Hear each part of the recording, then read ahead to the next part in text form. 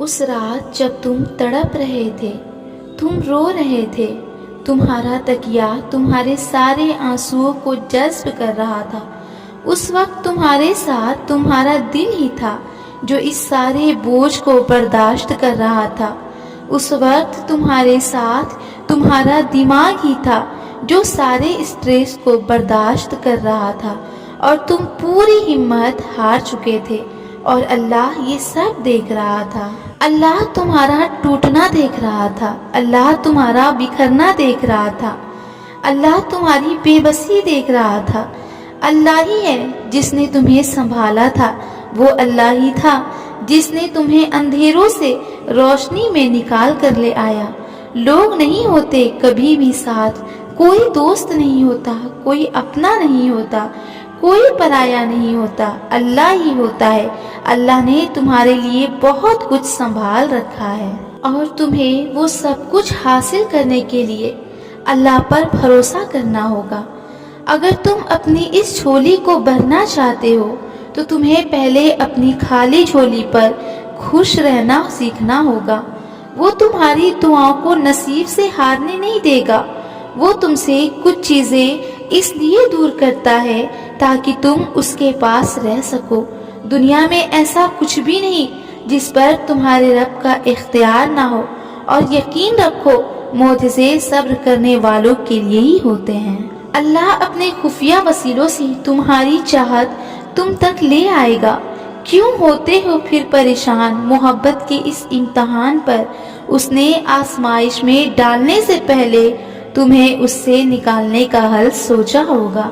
اس نے تمہیں اس چیز تک لے جانے سے پہلے خود تک لانے کا منصوبہ بنایا ہوگا۔ اسے جس کی ایک پکار پسند آ جائے وہ اس کی دوسری پکار سننے کے لیے بھی بہانے بنا دیتا ہے۔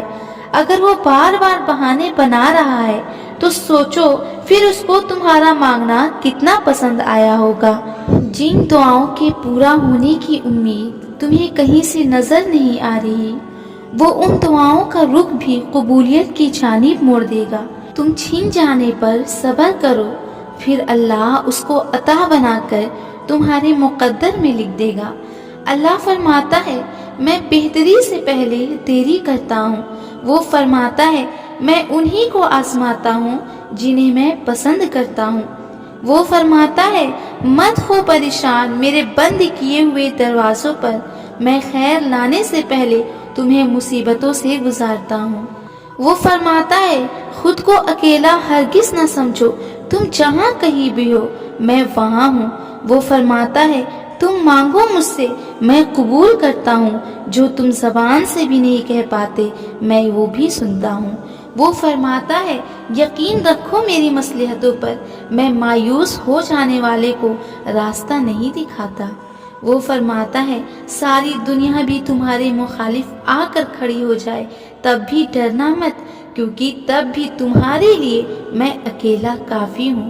سنا ہے یقین رکھتے ہو، کیسا یقین کہ جو چاہتے تھے وہ اس وقت ملا نہ تو مانگنا ہی چھوڑ دیا، یا پھر ایسا یقین یہ کہہ دیا کہ دعاؤں سے تو کچھ نہیں ہوتا۔ یقین یہ تھوڑی ہے کہ جب مانگا ہے تبھی ملے، یقین تو یہ ہے کہ دعاؤں کا سلسلہ یہ سوچ کر جاری رکھا جائے کہ جب اللہ چاہے گا تب ملے گا، پھر دیکھنا سب ملے گا اور ضرور ملے گا۔ اللہ کو چھوڑ دو گے تو کوئی چیز ہاتھ نہیں آئے گی۔ جہاں اتنا صبر کیا وہاں تھوڑا اور صبر کر لو، پھر دیکھو جو اب تک تمہارے نصیب کا حصہ نہیں بنا تھا وہ بھی تم تک پہنچا دیا جائے گا۔ غم نہ کرو، اللہ تمہارے ساتھ ہے۔